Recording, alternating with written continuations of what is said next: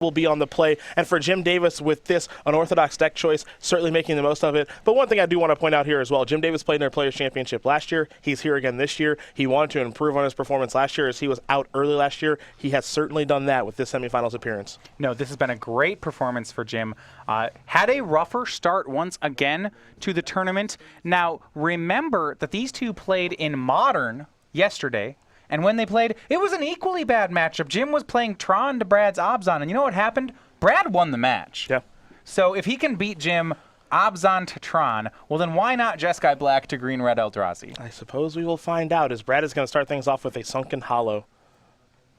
For Davis, it's a Shrine to start things off. So one thing to note, this is slightly different than the Tom Ross match.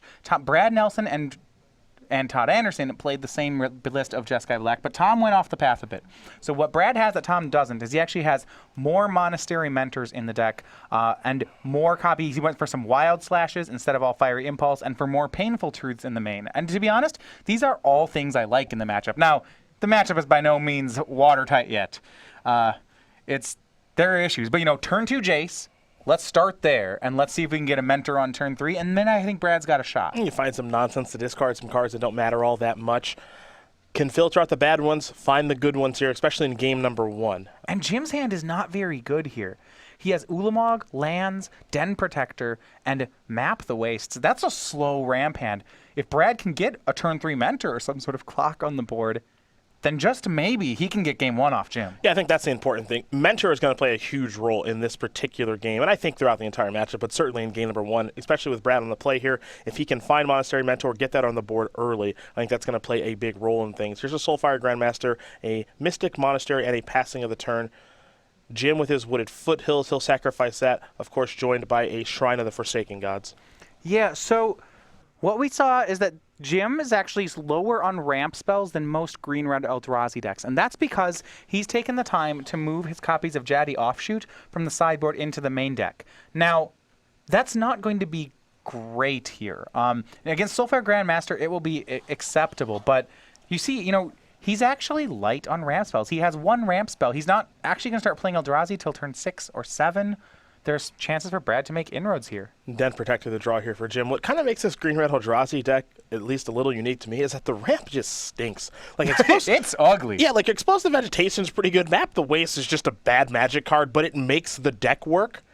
So I imagine when this deck first hit the scene, someone played a Map the Waste, and it's like, oh yeah, I got like the buy, and that's cool or whatever. But the things that you are ramping into, they're relatively good. It's like bolster 1. Okay, no, we are playing Rampant Growth on 3 mana. That is the card you've selected. I mean, Jim is not playing Hedron Archives today. That's what he's cut to make room for the Jaddi Offshoots. Gotcha. But I mean, none of these are real cards we're talking about. The real cards are just the big ones at the top of the curve. They printed Ulamog, so this deck existed. Yeah, the cards that you use to ramp are bad in a vacuum. They're just not particularly good Magic cards. But, again, they get the job done. And if you get paired into the right matchup, and it looks like Jim has, because Brad's deck does not pressure you that much, then things do change. Now it's on Nelson here with his Jace to really put some pressure on Davis. Be interesting to see if he can. Extra card selection, all this will be helpful. Mentioned before, Monastery Mentor is really the key. It's one of his few damage sources, but it's a big damage source too. But if you take a look at some of the cards here in Brad's deck, there's Fiery Impulse, Wild Slash, Murderous Cut, Kolagon's Command, Roast. There's a lot of whiffs here. Yeah, what Jim is going to do is starting on turn 5 and 6, he's going to play Den Protectors, hope to maybe trade them off with Brad's attackers, more likely trade them off with Brad's kill spells, and just chain his way ever so slowly up to 8 mana. Nelson up to 21, Davis down to 17. Another copy of Soulfire Grandmaster. And there's a Mountain and a Passing of the Turn. We're going to head back Jim Davis's way. It's the right number of creatures. Now that we have 2 Grandmasters on the board, Brad does represent 4 damage a turn, so not the best clock, but not an unacceptable one. That's a relevant one. The question here is, did Davis find a land? I suppose he does have a Haven of the Spirit Dragon in hand, and it looks like he does have some other lands to work with. So he does have spells to play, 2 copies of Den Protector, at least 1 copy of Hangerback Walker to buy him a little bit of time. The ramping is not particularly explosive this game to work himself into Ugin, Dragon Lord, Atarka, or Ulamog. But he's buying some time, and we know that Nelson's got a lot of dead air in his deck. Brad does not have an excellent setup for Hangerback Walker. No Silk Wraps here. We saw that with Todd as well. He has 2 Utterends. That's his clean answer. Otherwise, it's He's going to have to just kind of chop his way through the artifact and then the resulting Thopters. But it looks like Jim will go the Den Protector route as well. I'm sure Jim expects to lose this creature to a kill spell. There's no way Brad's doesn't have at least one removal in his hand. There's a Den Protector face down. Jim's just going to go ahead and get back a fetch land, call it a day. Maybe get back a Map the Waste. Yeah, one of the two. Again, the goal here is just to keep hitting land drops. Like, go back Nelson's way. Yeah, no kill spell on end step is good for Jim. You almost would expect to see one there. And now it just makes me wonder what's in Brad's hand. Yeah, Jace will go active. Time to draw and discard. Well, by not playing an end step kill spell, and by not fetching or playing any spell, Brad is, I believe, still looking for a mentor. So what he's trying to do actually here is not let the Jace flip. Loot as much as possible. Exactly. When Jace is unflipped, it digs you deeper. Now, it does a lot of other great things once it's flipped, but those other things that Jace does don't matter that much in this matchup. You know, I suppose if Brad starts finding copies of Duress, then he might want to flip the Jace so he can go get the Duresses back, use those again. Smoldering Marsh was the discard. Bloodstained Mire is the land that he is searching with right now. So we'll see what land he does want to go grab. And he'll go with the Smoldering Marsh. 2 of those in his deck this weekend. 1 in the graveyard, 1 on the battlefield now. Brad's got one more turn of safety here. Jim making land 6 and then land 7. At that point, Brad has to worry about cards like Ulamog, like Ugin. Dragonlord Ojutai. They're all scary. Or excuse me, Dragonlord Atarka, pardon me. Den Protector is going to be unmegamorphed. Map the Waste will be the selection. Looks like he used Soulfire Grandmaster to buy back that Wild Slash. Yep. Clearly not willing to let that go just yet, because it can't go upstairs and deal some points of damage, and that's relevant here.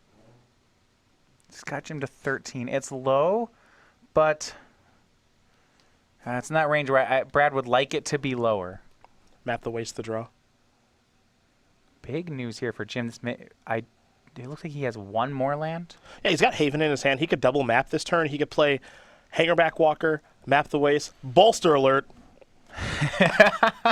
That'll matter. That'd be great. That'll matter. If he maps, right, and also once he gets a 7th land in play, remember between Hangerback Walker and Den Protector, they're colorless spells, so actually Shrine of the Forsaken Gods would count double as well. Yeah.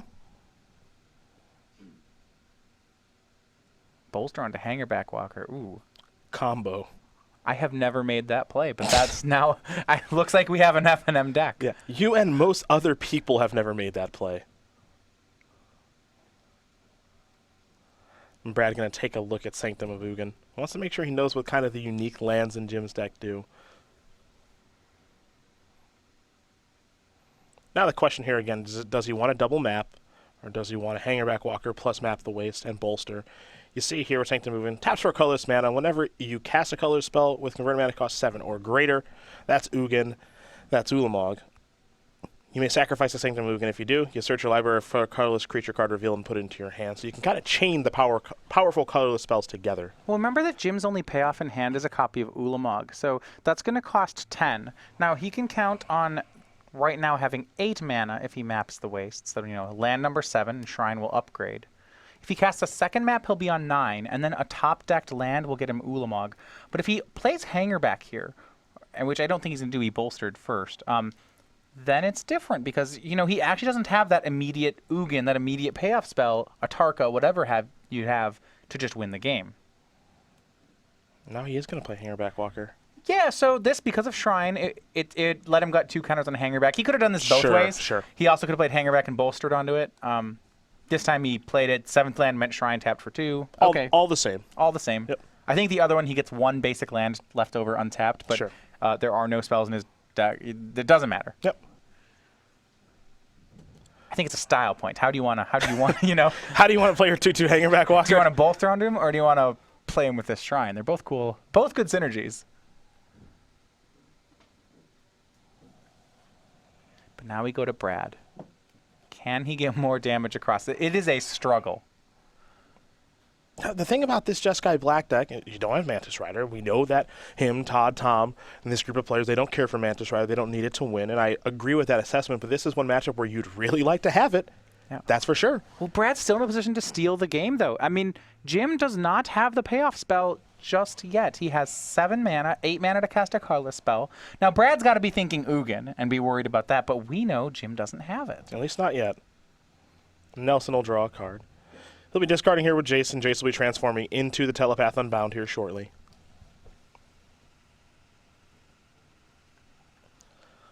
It feels like walking on eggshells sometimes when you're playing against this Green Eldrazi deck, because once they actually get to their top end, that's the scary part. It takes them a little while to get there. It's not the most explosive ramp deck we've seen, like Primeval Titan decks with Valakut decks and all that stuff. But once you actually get there, the cards that they cast are completely busted. Right, so once they get, once Jim gets to 10 for the Ulamog in his hand, it's not just Ulamog. He has a Sanctum of Ugin. That'll go ahead and get another colorless land. If he draws Ugin, for example, also, he gets it back with Haven.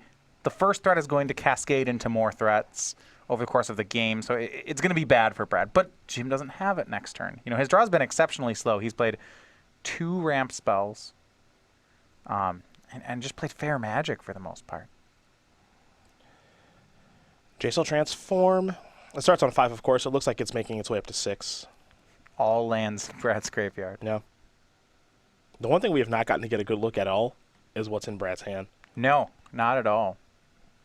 Here comes Soulfire Grandmasters. Remember that Hangerback Walker is no 2 now because of Jace going up.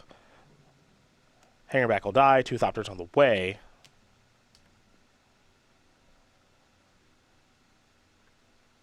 Gotta wonder just what Brad has. We know he has a Wild Slash from earlier. Mm-hmm. Looks like a copy of another Soulfire and a copy of Crackling Doom. Yeah, there's just not a lot going on. He's not been able to find a Monastery Mentor this game. Well, Wild Slash and Crackling Doom both are burn spells. Yep. It's Reach. Reach is nice. We'll head back Jim's way.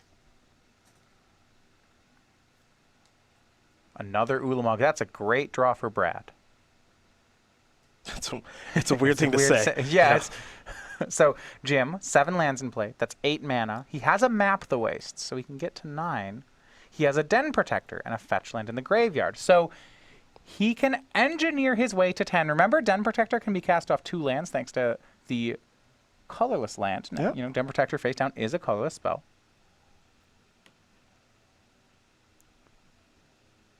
So, with some proper management here, he should be able to guarantee Ulamog next turn.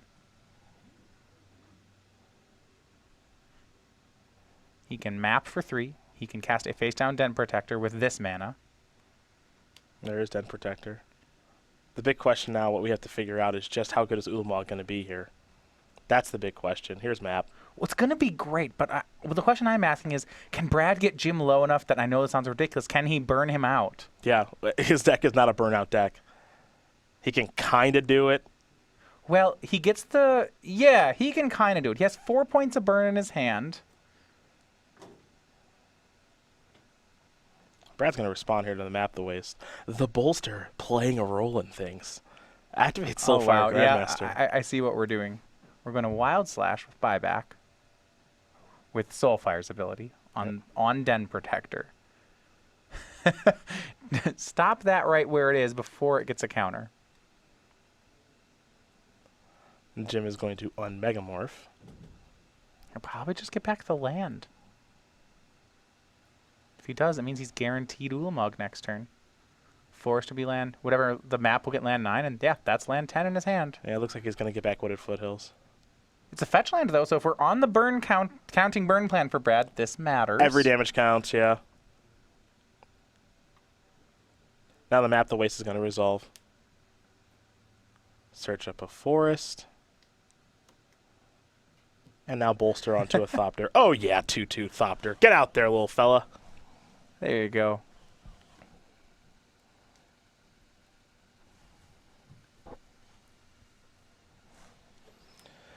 Those are in chump blocking duty, quite obviously. Again, the entire goal of this deck, just stay alive so you can cast Ulamog or Ugin. Interesting. I think we probably will see Brad Wild Slash, maybe a Thopter or maybe Jim's face on end step here. Yeah, I'm not sure. He's got to keep pushing through damage. He has no choice. Yeah, well, he still has the Crackling Doom in hand for next turn. Jace can still flash things back. Mm-hmm. He's been getting extra value off that Wild Slash from the Soulfire Grandmasters, but at some point he's going to have to cash it in. You know, a 5-mana shock with buyback only works so many times. No Wild Slash on the end step. Nelson just going to draw first. Maybe reevaluate things after his draw step. He's got plenty of mana to work with. I mean, his burn spells, and they're really ugly looking. Crackling Doom, Kolaghan's Command, Wild Slash. 8 total in the deck, 2 in his hand. Yeah, not the prettiest splash of burn spells there, but they can help get the job done. Davis at 11, though, is his life total high enough? You know, a card like Jotty Offshoot is not a card that you think about very much in this matchup, but it might be the kind of card that might be able to help Jim stay alive just long enough if he's able to find one in the late stages of this game. So one option Brad has available here is he could Crackling Doom, Jace -3, Crackling Doom, swing with Soulfires, and that puts Jim to 3. Yeah, it's true. Wild Slash will put him to 1. It will be very close. It's tough because I don't think you want to give Jim the opportunity to block here at all. I just don't think that you can afford to do that. Yeah, so say he makes that play. Swings for 4.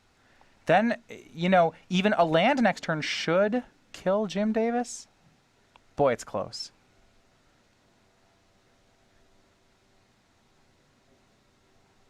Nelson with a Wild Slash. Going to take care of this Thopter. He'll gain some life. Not that that matters all that much. Jace is going to go down. He's got to figure out how he wants to tap his mana. We'll see what... I think Brad must have drawn something here. If he's doubling up on the Wild Slash instead of the Crackling Doom, it smells to me like he's got something else to do with his mana. What might be is that he wants to make sure he can play that 3rd Soulfire post-combat. If he went with double Crackling Doom, he wouldn't be able to. So far, Grandmasters are going to come across. Davis is going to fall down to 7.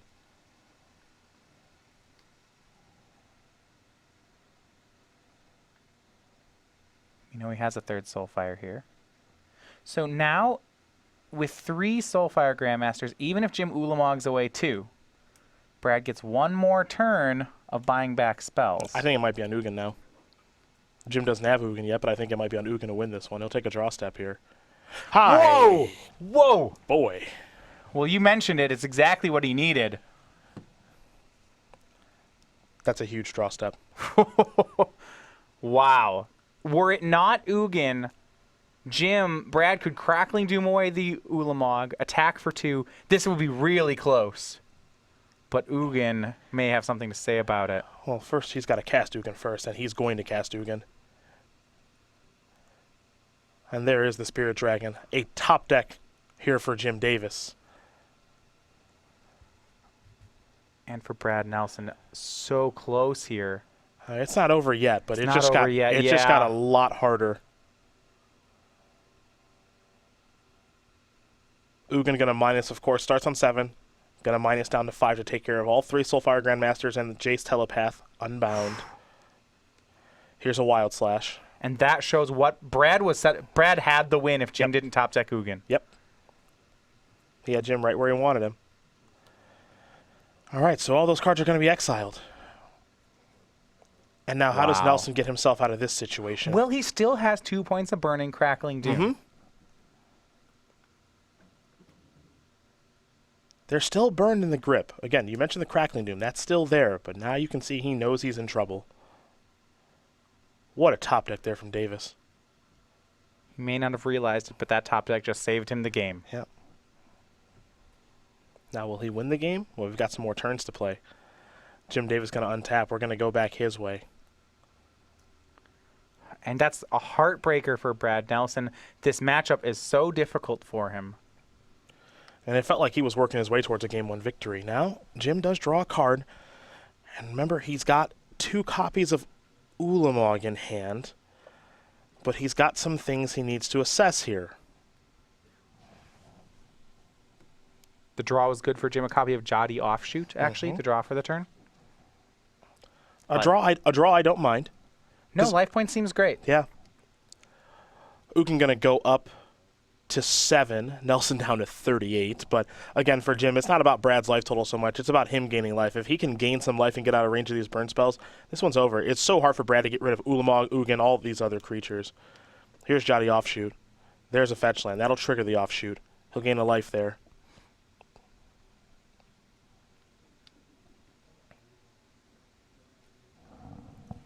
And 6 life. That is 3 burn spells from Brad. Both Wild Slashers are in the yard, so we're looking at 4 Crackling Dooms and 2 Kolaghan's Commands. Interesting play. Could have played Ulamog that turn, elected not to. Maybe a little surprising? Huh. All right, we'll see where he goes with it. Yeah, it's an interesting line of play there from Jim. Here's Crackling Doom. Jim will sacrifice Wooded Foothill, so fall to 5. And with the landfall trigger, he'll go back up to 6. So it's a freebie, basically. Right. Now offshoot down. Jim will fall down to 4. He's still not, he's still not all that safe. No, I mean, there aren't very many burn spells mentioned for 5 remain in Brad's deck. He would need 2, but if he has 2, he can cast them. He gets this turn and I believe next to find them. Now, if Ulamog works its way, what's this? He's tapping mana pretty quick. Duress. 2 Ulamogs. Yep. All right. You can write those down if you want. So what's interesting here is how he wants to use Ulamog, because I'm pretty sure he just wants to annihilate these red sources. Just chew those up. There's 3, but you're absolutely right. You can take a look at the mana and say, okay, what do I think's going to beat me here? All of that good stuff. I think he just wants to chew up red sources. I think those are the most problematic. You can make an argument for white sources, stuff like that, because of Monastery Mentor, but Ugin's kind of got that covered. So if he can chew up these red sources, I don't think he can lose. I think he's in good position then. Yeah, if he can hit both red sources. Well, there's 3, so Brad gets 1 turn. Yep. But if Brad then doesn't end step a burn spell, he can't get them fast enough. Yeah. And Ulamog doesn't take a long time to close. So. Yeah. Not mentioning an Ugin ultimate will actually also sew it up for Jim. Once he gains 7, that should take away all of Brad's outs. The Eldrazi are closing in. This must be what it's like on Zendikar.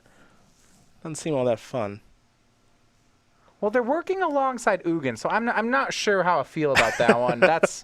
But yeah, they are going to annihilate everything. Other end. We'll take care of Ugin.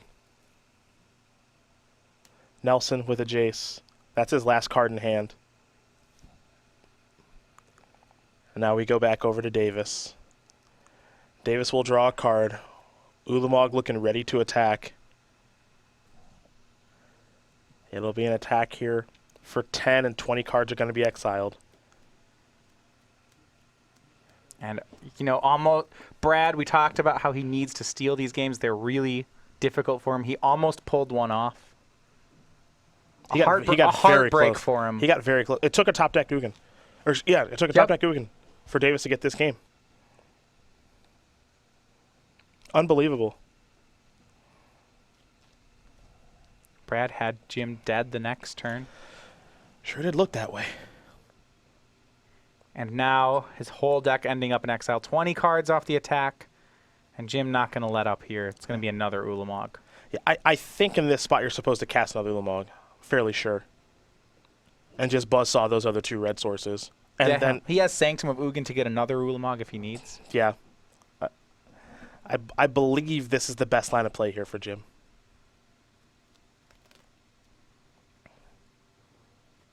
So there's another Ulamog.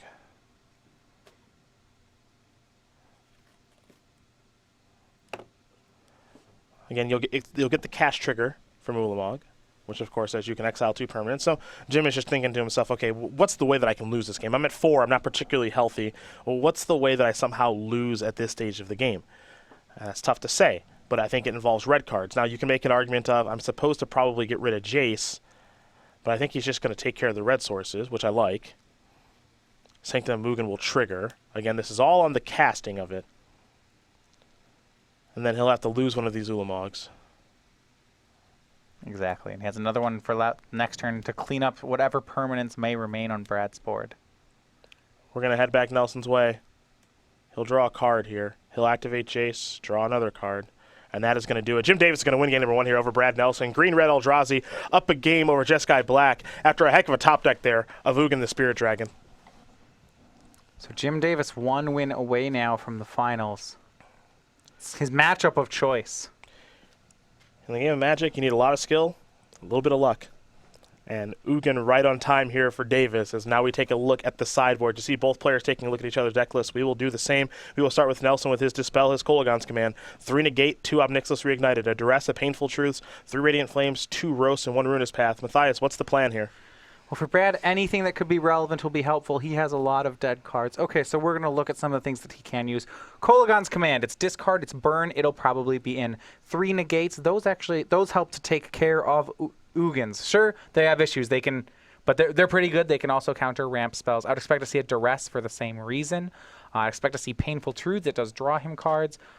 The ones that I'm interested in is I don't know if Ruinous Path matters. It can hit an Ugin, but it's pretty narrow. And I don't know if he wants Ob Nixilis Reignited. My guess would be no. So he has play here. This Duress and Negate, those are his main weapons for the match. On the other side of things here for Jim Davis, a Den Protector, a Desolation Twin, a Void Winnower, 2 Hollowed Moonlight, 3 Rending Volley, a Winds of Kalsisma, Dragonlord Atarka, 2 Radiant Flames, and 2 Roast. Well, he can use the Desolation Twin and the Rending Volleys. Rending Volleys are pretty good against Brad's, 7 creatures? So if he can, Brad, that whole game, we felt if he had a Monastery Mentor, it would have been his win. Now, at the same time, if he Rending Volleys, it'll be great. Desolation Twin is an interesting one because this is another Eldrazi with a cast trigger that matters, as opposed to simply one that could be countered.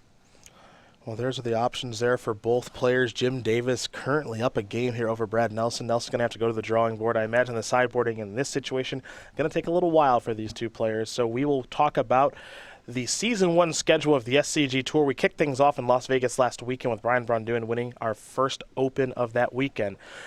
2016, we will start things in Cincinnati with a Modern Open. Then Charlotte will also have some Modern action. After that, a weekend off for the Oath of the Gatewatch pre-release, and then we'll have Standard action in Atlanta, where we will have the release of Oath of the Gatewatch. See how that fixes the standard format. After that, Columbus, the week leading into the Pro Tour, and then the Pro Tour will take place along with the regional championships. Go.starcitygames.com/regionals for more information about that, as everything has been announced for that tournament. Then in Louisville, February 20th and 21st, we'll do Modern. Philadelphia, we'll do a little Legacy action, and then our last 3 shows to kick off the year in Indianapolis, Baltimore, and Columbus for our Invitational, April 15th through the 17th, Standard and Modern action. And of course, when you do play in an Open, you get a sweet playmat, the old kitchen links, which I know you want one of. Oh, I'll be getting one of them. These things are great. So part of one of our parody series, of course, Kitchen Links, a copy of the modern staple kitchen Finks, except that there's cats. So that's Season 1, but right now we're at the Players' Championship. We're at the conclusion of 2015, where someone's walking out of here with $20,000, and for Jim Davis, it's been an up-and-down tournament. You take a look at Sultai Delver as his legacy deck of choice. Not a great performance there. Green-Red Tron, things went very, very poorly, but he was able to make it in today, number 2, winning a destination match to make sure that he made it in. And now in day 2, his standard choice, very unorthodox, but it looks like it's worth it. I mean, this is different stories of day 1. 1 seed versus 12 seed. Brad, the most dominant player on day 1. Jim was the last player to make the cut. Yeah. But you know what? Clean slate, single elimination. Do your best. Hope your deck does pan out for you. And for Jim Davis, things are certainly panning out right now. The player from Long Island, New York, 31 years old. We saw him at the Players' Championship last year. He wanted to get here again this year, and he has done just that. 9 Open Series top 8s, 1 win earlier this year in Indianapolis during Season 1, 2 invitational top 8s on the resume, 207 Open Series points, 10, 22, and 1 against the PC Field Lifetime. And we checked to see if he's played against Brad Nelson before here with our stats, and he has, and he's 0-2 against him. Yeah, tough ones for him. I mean, Brad, a very competitive player, very difficult to beat. Jim close, though, to capturing his first match win over Brad. It would be timely. Be great, yeah, great time to start. I don't know if there's a better time right now. Maybe the finals of the tournament, but he's facing him in the semifinals, and the winner of this match is going to play against Todd Anderson. Now, you know Todd is rooting for Brad. Those guys, best of friends, play test partners. Jim looking to play spoiler, and if he does that, at least the standard matchup looks to be pretty good. Yeah, always is your dream to close out the finals with the person you tested with. Jim Davis really getting in the way of that. Well, Jim Davis has chosen what looks to be maybe the right deck here for standard. Again, this deck choice, when I saw it, we were looking over the deck list Wednesday night, Thursday morning, I was just thinking to myself, man, if he's able to make day 2 and things break his way, this is genius. This is super risky, but it's genius. I mean, he could be the person who knocks out Todd, Brad, and Tom. Now, the real hero there is is John Morawski. That was the match Jim had to get through to get here, and that was the tough matchup for him. Yeah, for Morawski, a very impressive run. He was a large unknown coming into the week, unless you're from the Northeast. A lot of players know who he's up there, and he's played multiple Pro Tours and did a lot of work on the IQ circuit. Has some Open Series top 8s to his name. He was almost there for the top 4, just came up one match short, and now for Jim Davis, he is in a fantastic matchup. You saw that game number 1, though it did require a timely top deck to get the job done. Yeah.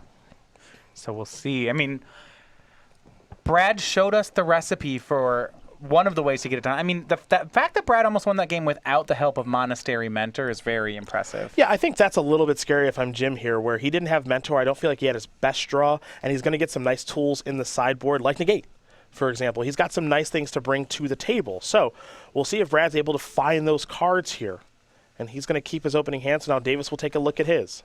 But even then, Davis has some trumps. I mean, I'd one Jaddy offshoot, and that strategy never would have worked from Brad. Yeah. One Rending Volley, that would do it too. Yep. Jim has some ways to buy some time. Brad has a little bit of permission. The longer we go, the worse it is for Jim. Brad's deck has to play the role of aggressor, and I think that's very difficult for him to do. But we'll see how things do unfold here in game number 2. Nelson will start things off with a Shambling Vent.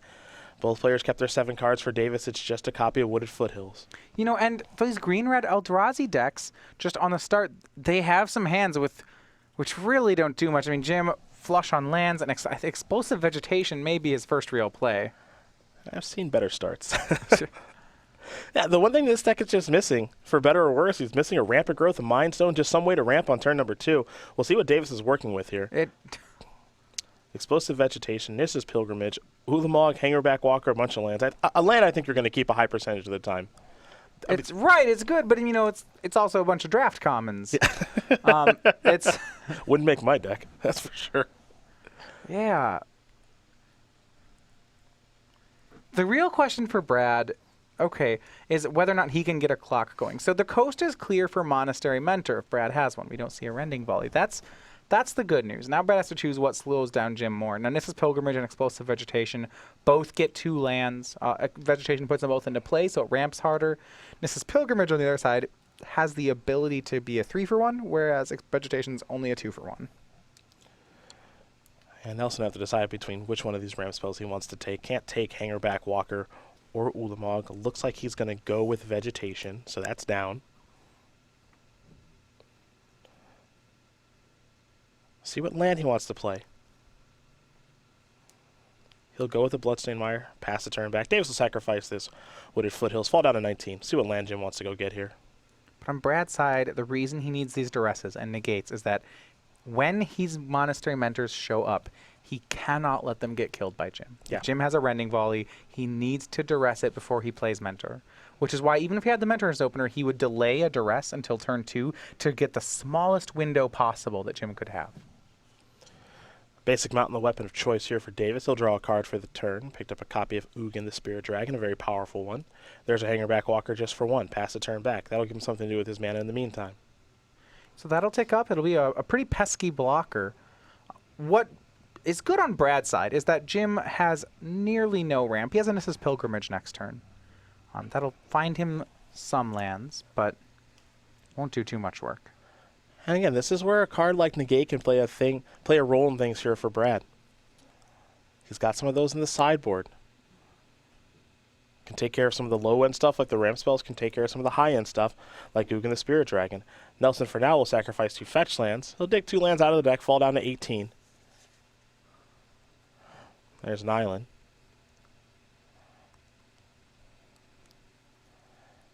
Might be looking for a mountain, just complete all the colors. So Jeskai mana base online. And that's the big one. That is exactly what... So the to a T, we duress turn 2, we Mentor turn 3, and now you cross your fingers that Jim didn't draw Rending Volley. The draw for the turn was another copy of Ugin the Spirit Dragon. Davis, at least in my opinion, he's got some ramping to do now. 2 Ugins and an Ulamog. He'll have no problem if he gets to the end game. Yeah. But if he gets there. We have one thing we have seen, Legacy and Standard, is a Monastery Mentor. Boy, that guy does not take long to win a game. Oh, it sure doesn't.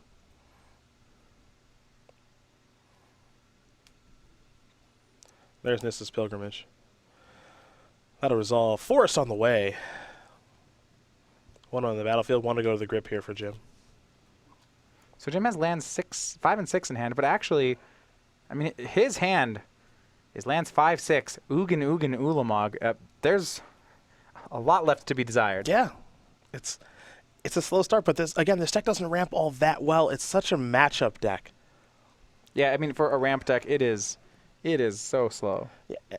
But truth be told, given the ramp decks we've seen over the past handful of years, Magic's history, I actually like this being a little bit of a different ramp deck, as here's a Painful True is going to bring a Monk along with it. We have seen ramp decks sometimes be a little bit too powerful. Back in the Primeval Titan Valakut days in Standard, that was... No thank you. Yeah. This one playing a lot more fair. Wolf Run and Inkmoth Nexus won me a lot of real important matches. Yes, it did. But not always the fairest thing. 3 cards there for Nelson. 3 life, of course, paid. He's down to 15. Looks like he does have a land to play. So he's coming across here with a 3/3 Monastery Mentor. Love to get another spell off if he could. Probably almost regardless of what it is. Yeah. He's just going to have to pass the turn back for now. To Davis. He'll draw. Oh, another Ugin. That is too many. Yeah. No, too much. It's 3 too many Ugins. You will never live to cast that card. If we have gotten to the point where we've cast the second one, the game will be over. One way or the other. Yeah. There's a Monastery Mentor on the board. Jim's deck not cooperating here. At least not right now. Nelson going to sacrifice a Bloodstained Mire on the upkeep. I believe with those draws, Brad may be the favorite here on this game, but... On this game, those are some crucial draw steps there for Jim. I think he kept a perfectly reasonable opener, but his draw steps since then have not been particularly good. For Nelson, again, he's hiding his hand from us quite well. One thing he will do is try to play whatever instance, if they're a removal spell, he'll try to play them as late as possible. He doesn't want Jim to be able to block and tap to put a counter on Hanger Backwalker. What Brad would like to do is when Jim taps to pump and maybe kill a creature on blocks, that's when Brad will go for the kill spell on Hanger Back. You know, something like a Crackling Doom that's also a burn spell would be perfect. Yeah. Nelson surveying the board, knows that 8 mana is kind of the sweet spot for the deck he's playing against. That's when Ugin starts coming. Ulamog will be on the way. Doesn't have to worry about Dragonlord Atarka as well.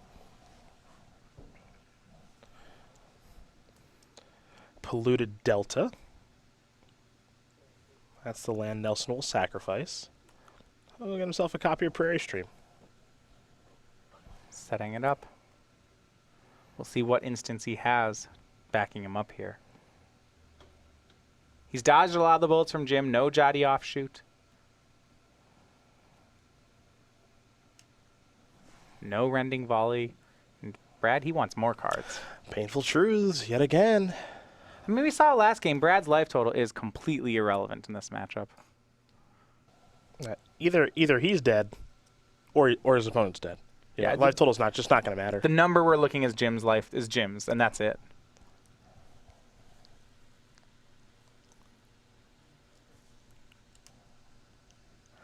A bunch of cards on the way here for Nelson. He'll get the Monk as well. There are also some prowess triggers involved. Only one thus far, but there could be more. Said he doesn't want to tap out completely. Does not want to allow Jim to block and pump. One Thopter, not two. Mm-hmm. Nelson, a lot of cards in hand as he's going to survey his position. The trick here is he just wants to close this game out as fast as possible.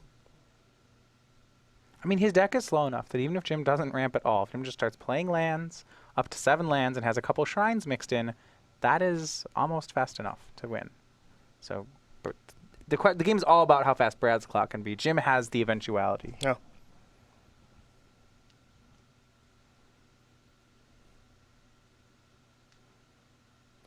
Well, Nelson does have to be a little bit careful here. He will have to make a play. Don't want to get slow play warning at a time like this. Jim will block pretty quickly here and activate the Hanger Backwalker. That'll work. 2 Thopters on the way. All right. And if that exchange happens, that's Brad basically saying, I think I can work myself through this. He's Got a Jace, negate.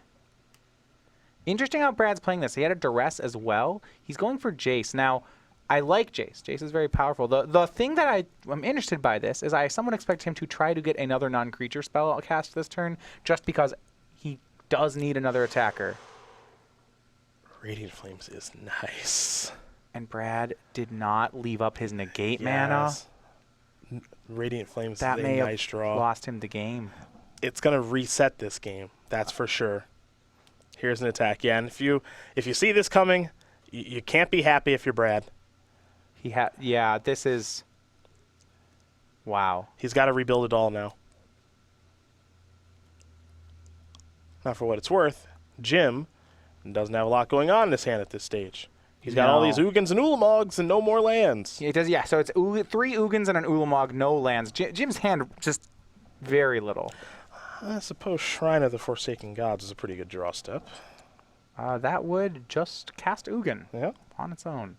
And the big coup is that Jim got Monastery Mentor off the table. This was Brad's game plan.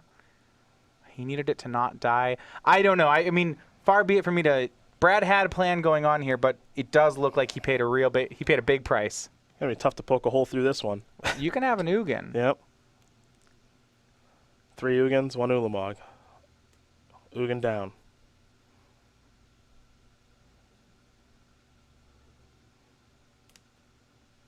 We'll see what's Brad next. had picked a different Ugin. That was sure. what, yeah. It sounds trivial, but if you've ever played against Brad Nesson, he will make you put that card back and put the other one in the graveyard. Exerting dominance. That is... He pointed at the one he pointed at. Yeah, he's a serious guy at the table, trust me. His results speak for himself as well. Fluted Delta. Sacrifice that, fall down to 7. Again, life total for the most part does not matter. Well, he does have a negate in hand as well. Yep. So he has Jim's first Ugin covered as well. But I don't know that he would have enough counter magic to get through 2 Ugins and an Ulamog. That's tough, especially without a clock. Has clock removed thanks to Radiant Flames. Nelson's hand now, we get a good look at it. 2 copies of Crackling Doom, a Treasure Cruise. There's a lot going on. He's going to search up a Sunken Hollow.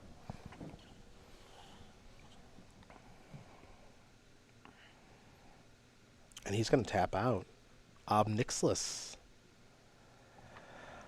Well. It's banking on Jim to not draw Shrine of the Forsaken Gods. Well. Is it time for another top of deck? Can Jim talk deck 2 wins in a row? No.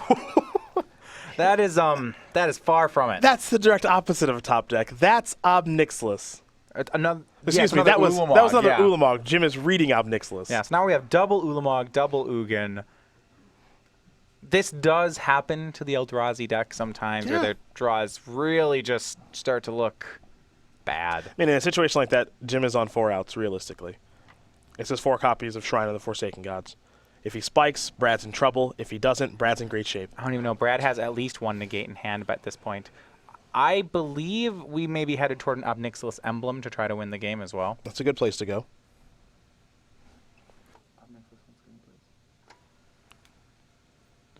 We could also get a lock of Soulfire Grandmaster plus negate. You see, Obnixilus 1 away from an emblem that says whenever anyone draws a card, Jim Davis would lose 2 life.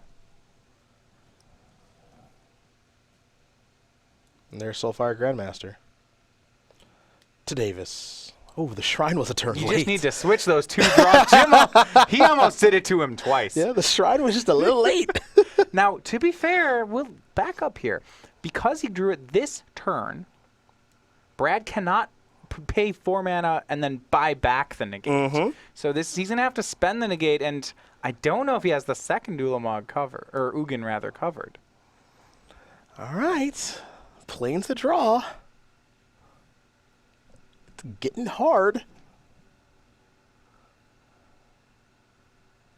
You can put Obnixilus to 8 all you want, but Ugin will take care of that. Yep.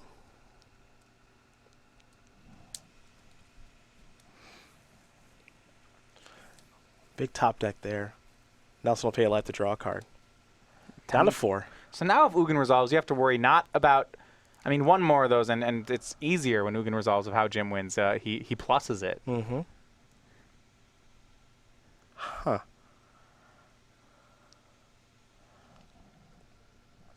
Jim Davis has had some timely top decks in this match. That's for sure. He's had some timely top decks when it counted and some pretty terrible draws outside of those. Mm-hmm. Brad having resolved 2 painful truths, 2 duresses, a negate. This was his plan. Even then, it's tough. The hardest matchup for him in Standard.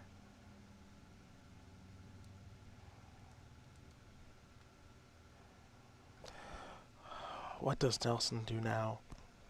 And he's got all these cards in his hands. A lot of them kind of irrelevant. He's going to start with Treasure Cruise. That one makes sense. If he can find a negate, this is easy. Then he's got it. If he doesn't find a negate, it's hard. He's going to delve away a bunch of cards, Painful Truths included. I can't remember that Brad is at 4. And we've said multiple times life total doesn't matter very much, and I agree with that for the most part. But it's getting pretty low. Jim did 2 of that damage. Though some Thopters got in once. Yeah, that's true. He chipped away. Hey, now it's not all painful truths. That's it's just nearly all painful truths. Obnixilus activations, fetch lands.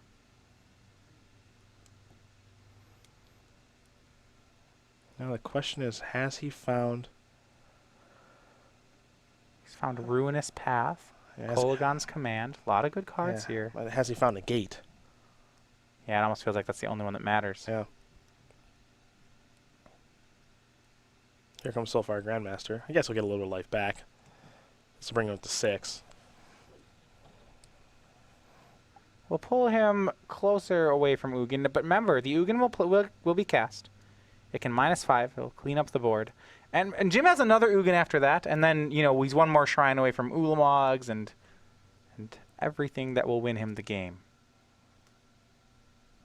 One Ugin left. It's just 2 Ulamogs and 1 Ugin. So I suppose Brad, with the Ruinous Path he's drawn, could let Obnixilus die, let the board reset. And it has an answer to it. Answer it. Hope he kills Jim before Jim makes Ulamogs. We start getting the area where Brad will end step, start throwing Crackling Dooms at Jim. All these really expensive shocks. I mean, even in a world where Jim casts Ulamogs, Brad can Crackling Doom away Ulamogs. He can chip shot to victory. It's just difficult. Yep. I think force the draw. Yeah, land 9. We're getting that's more danger. Now Jim, his hand is forced here. Yep. I don't think this will be a particularly long turn for him. Land Ugin. Yeah. If next turn he gets another land, it's land Ulamog. Yep. Yeah, the decisions are all on Brad's side now. Time to exile some stuff.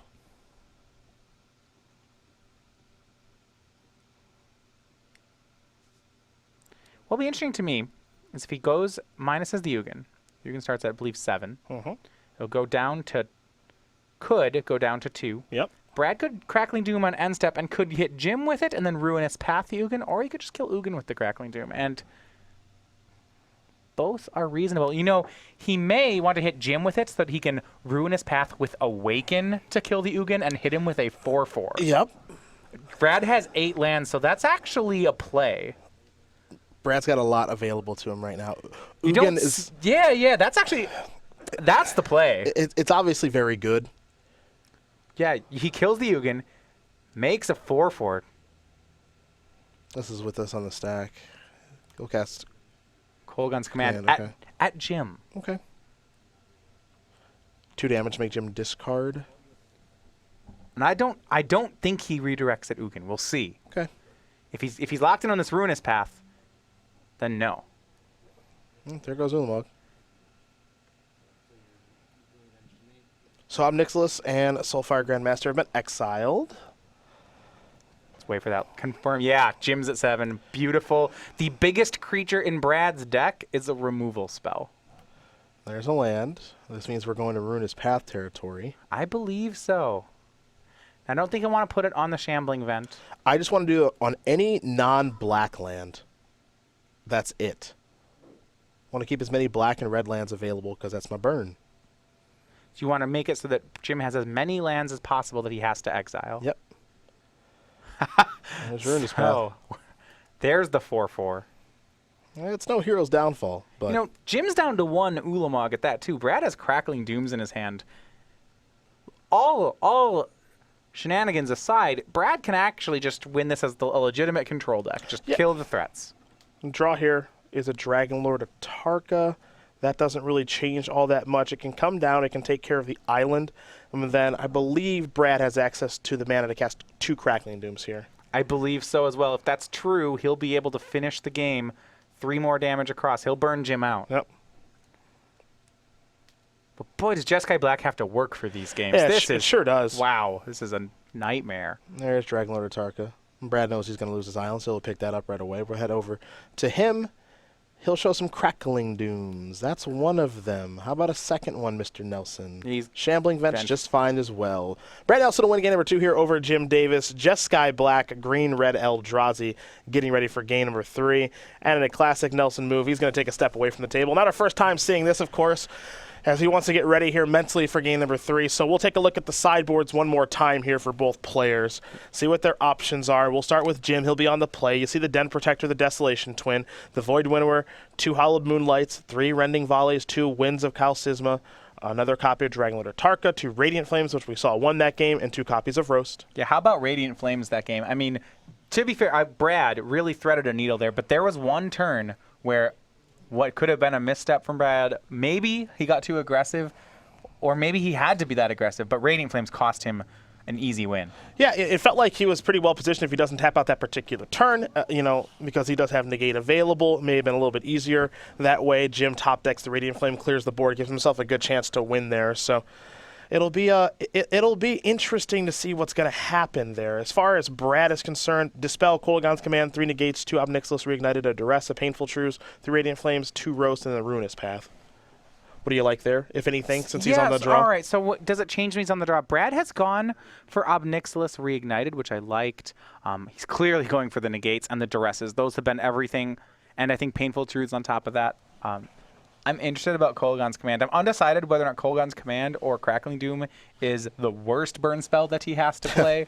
It may be that he has to play all of them, so maybe he's using all of them, but...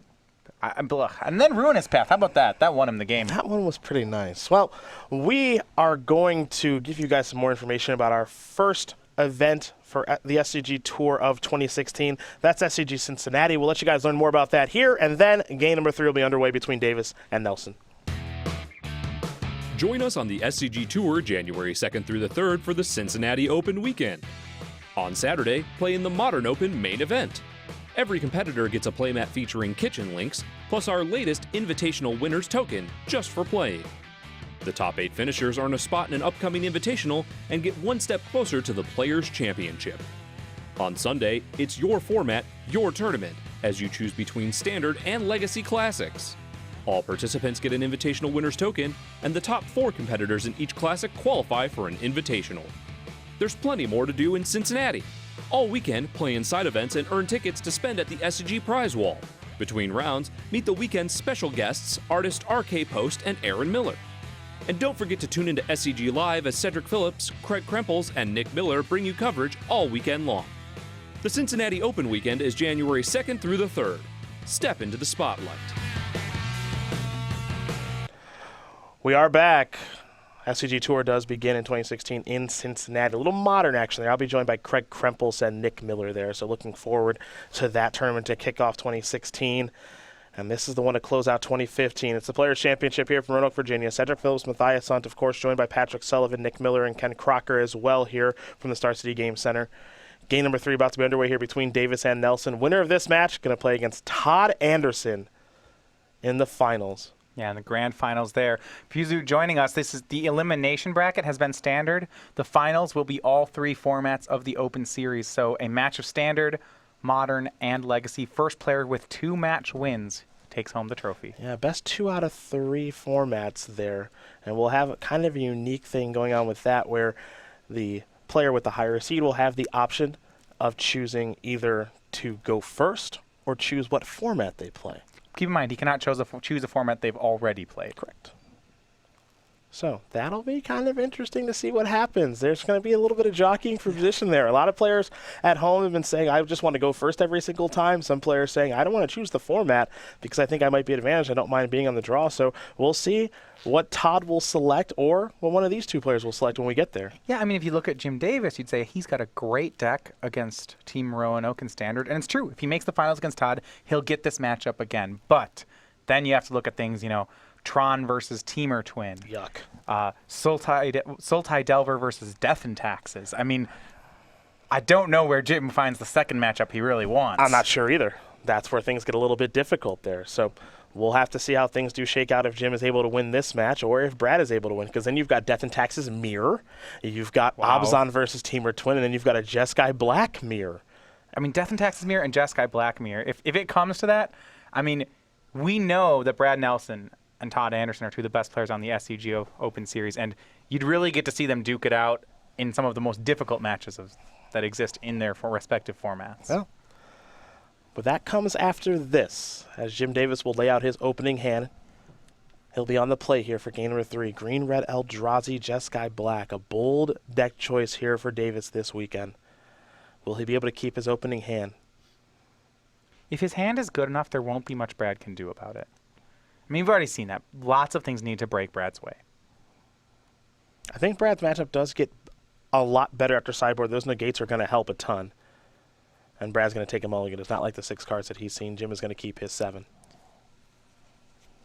Because Brad is looking for specific cards, say Monastery Mentor, Duress, a mulligan won't hurt him too much. We saw that game. Once he got going, he was casting multiple Painful Truths. He was discarding due to hand size. He'll have plenty of time to recover from this. But the question is whether or not Brad can find those necessary cards. And it'll be very important. That is really the big question. A huge one at that.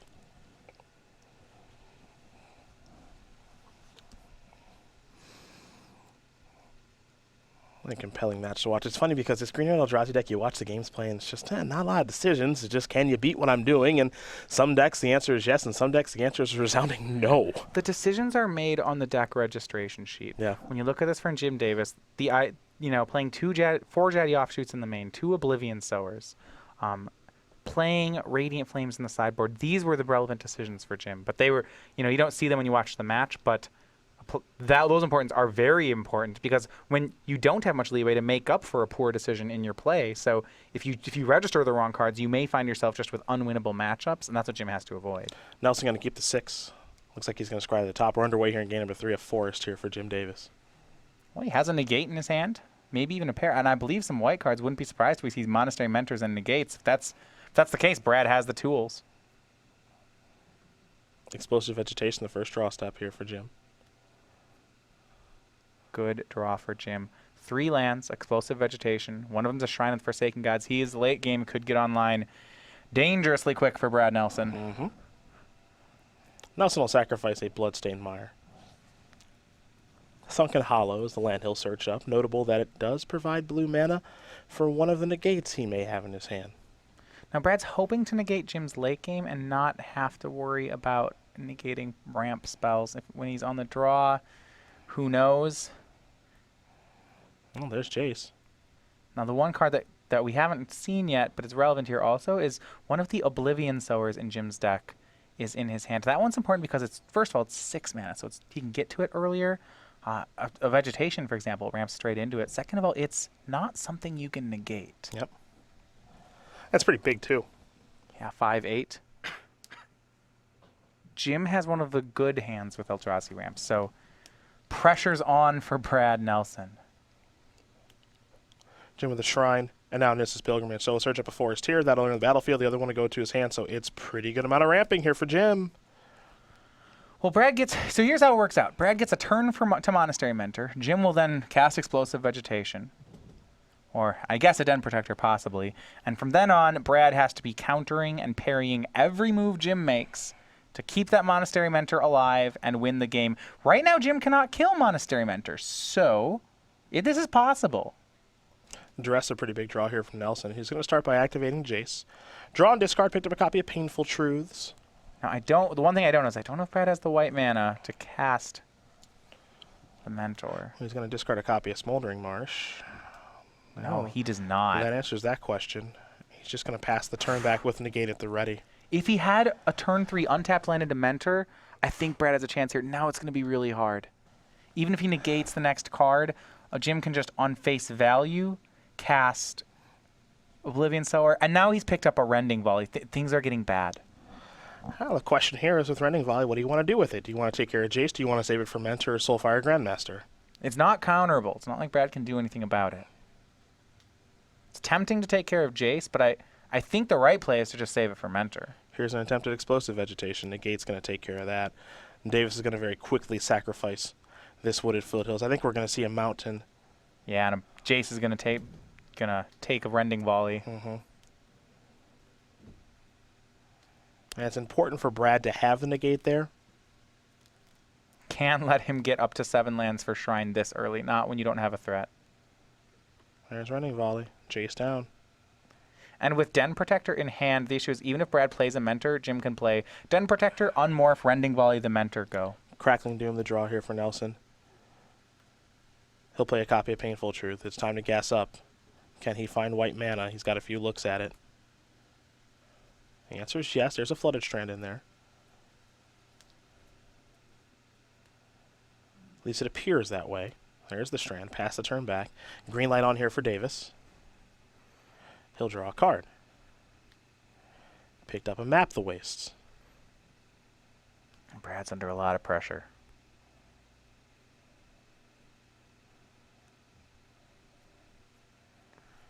Jim has land 6, has Oblivion Sower. Yeah, I like sewing up. Here is Oblivion Sower.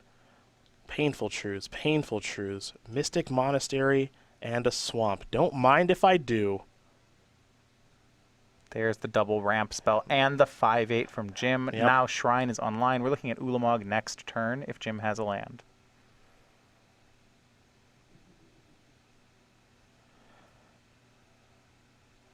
Over to Nelson we're going to go. He's in some trouble. He knows it. He's got to figure out a way to get out of this situation if he can. Remember, Brad Nelson, defending Players Champion, has not lost this weekend. Looking to go to the finals to battle against one of his very best friends in Todd Anderson. Can he meet him there? Can he overcome the Eldrazi right now? On his last legs. Brad's so close at getting game 1. Took a top deck from Jim. Able to steal game 2, but this is his hardest one yet. Crackling Doom in hand. Among a lot of other options, Painful Truths allowed him to gas back up. So what Brad is going to have to do here, and this is tough, he's going to need to work through Ulamog and Oblivion Sower with kill spells. The idea that he can get under and race with Mentors like he's been doing previously, that's not going to be an option this game. The Eldrazi are too close. Yeah. He's just too late to get there. And there is, and then we have to start, then if you're on that plan, the pure control plan, then cards like the Den Protector in Jim's hand gain so much value because it's another Ulamog, it's another Oblivion Sower. Well, it might even be another Rending Volley in this particular game, which is pretty nice. That'll control Monastery Mentor a little bit. Nelson going to search up a Prairie Stream. Played a basic Mountain before fetching, so the Prairie Stream would enter the battlefield untapped. There is Monastery Mentor. Here comes Duress potentially. And there is Duress. That'll make a token. Get a look at Jim's hand. Ulamog, Map the Waste, Den Protector. So it looks like he'll have to fight through 3 Eldrazi.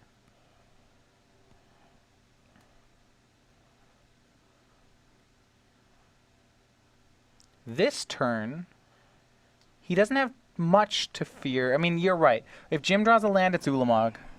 If Jim does not, we're probably looking at Den Protector, getting back Rending Volley. Time for Davis to draw. See what he finds. Picked up a Forest. That's what he wants. I mean, Den Protector would have been a good consolation prize, but Ulamog's where the real win is. With Ulamog in play, exiling Brad's lands, it's unlikely Brad will ever be able to kill the Ulamog. The question, of course, now is which lands does he want to exile? He can cut off Jim's blue if he'd like, leave him with red, red, black, red in Smoldering Marsh. You can cut off black mana, leave him with red, red, blue, white. Yep. So those are the options available.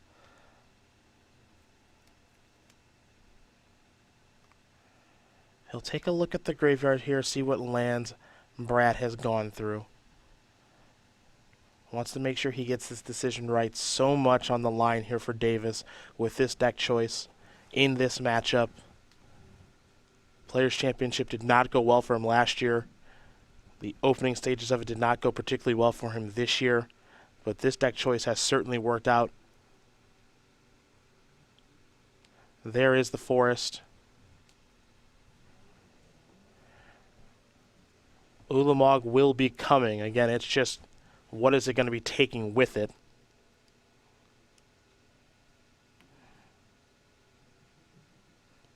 Here is the big Eldrazi. This is Ulamog, the Ceaseless Hunger. He's going to go after the blue sources of mana. Cut those out of the equation. Leave Nelson with 2 mountains and a Smoldering Marsh. Nelson will take a draw step, picked up an island. Don't know if he has any other white mana.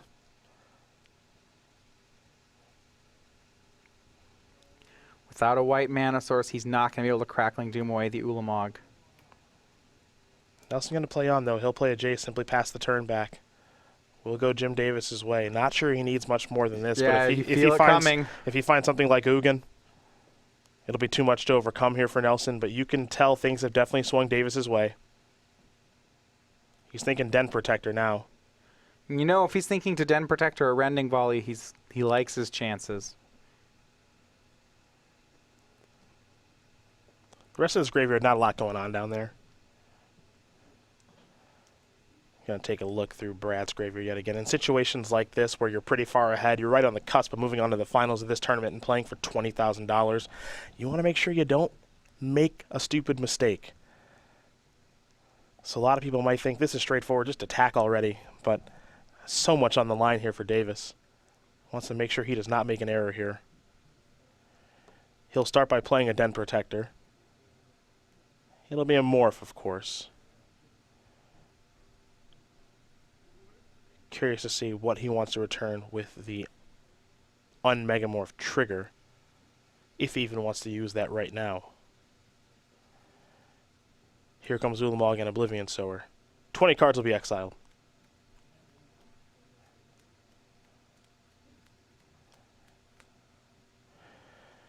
And Davis will get to take a look at those, as will Nelson. Public information, of course. And Jim curious to see how many cards Brad has left in his deck, how many more attacks it will take with old Ulamog. More? Is it more or less than 20? That's the question. It's 18. It takes one more attack from Ulamog. All right, well, Brad will need a white mana source. That would kill the Ulamog for a turn, but Den Protector has a lot to say about it, too. Yep. Brad wants to take a look at what resource he is without now, as he looks at those cards that have been exiled by the Ceaseless Hunger.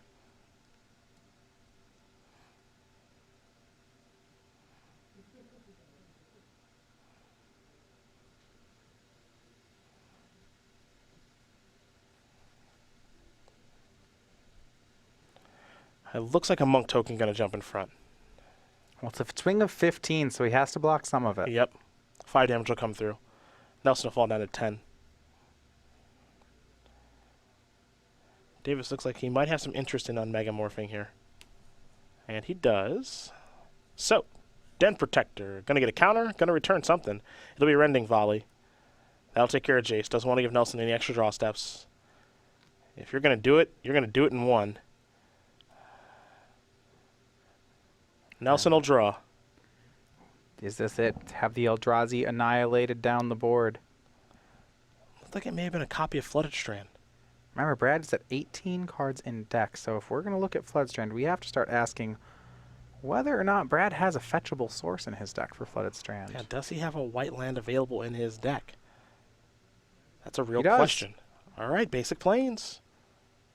That allows him to cast Crackling Doom. He has one fetchable white mana source. Just enough. There are some usable tools there.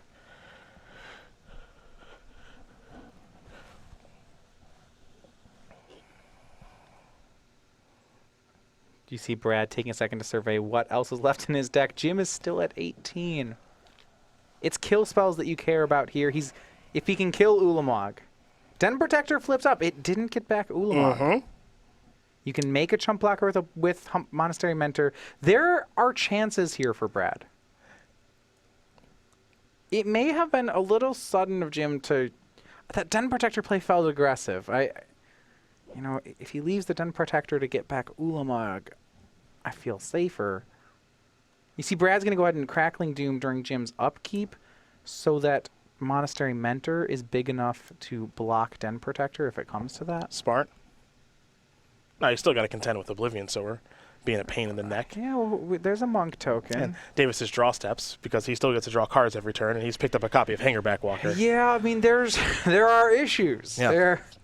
There's other variables involved. Jim can cast Hangerback on 5. That's not easy to answer. If you're trying to kill spell your opponent's death, Hangerback on 5 is near impossible to deal with. It would require Utter End then, and then he'd still have to deal with Oblivion Sower. So Nelson is not out of the woods yet. Here comes Den Protector. Here comes Oblivion Sower. Monastery Mentor will move there. The Monk token will go there. Den Protector down. And the follow-up. A big Hangerback Walker. It sure is. Oh, how about one more? That's 2 more mana off Hank's Shrine, so this is for 6. Back to Nelson will go. He'll draw a card. Treasure Cruise the draw. Doesn't have a very large deck to work with. No, he has Monastery Mentor. He can Mentor and then Cruise, and we're starting. If he works his way out of this game, that would be a thing, a feat. he'll have to delve away quite a few cards, of course, since he's playing Treasure Cruise on the cheap.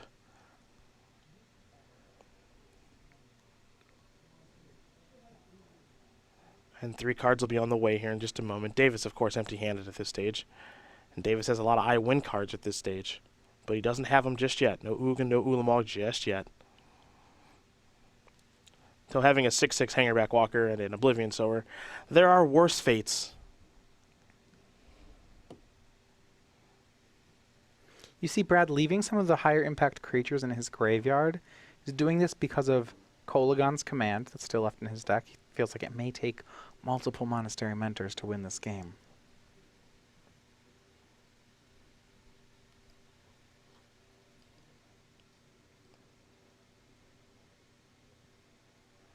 Brad going to look one more time, make sure he knows what he has available here. What can I peel to? What should I delve away? All that good stuff.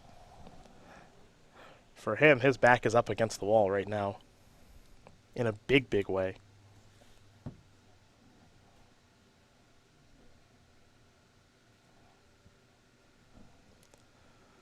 And Jim Davis, once again, may be the player to get in the way of the all Roanoke finals. It's starting to look like it. 3 cards coming here. There's a Shambling Vent. And Davis looking at all the cards that Ulamog has exiled along with Treasure Cruise and everything else. Jim wants to know, what are your outs? How can you beat me? What are the cards that are relevant? He's got a pretty good idea. You see him pulling apart Utter Ends and Negates and Crackling Dooms and all that stuff, saying, you don't have a ton left. I know that much. Nearly the 20 cards exiled off Ulamog, nearly as many exiled from Brad. Yeah. Time for Jim to untap. There are game winners here in this spot. There are murderous cuts in Brad's list. I can't imagine we'd be seeing them here. Didn't get a great look at that draw step. With that one black up, we could be looking at a cut on Oblivion Sower. Yeah. Certainly not one on Hangerback Walker. Brad can't kill that guy. And this draw, that just might do it. Radiant Flames. For 3, that'll get by prowess. Jim Davis is going to win this match here over Brad Nelson 2-1. Green-Red Eldrazi will take care of Jeskai Black, and for the defending players champion, who was undefeated all weekend long, he has picked up his first loss, and now he is out of the tournament. Jim Davis will go on to the finals to play against Todd Anderson.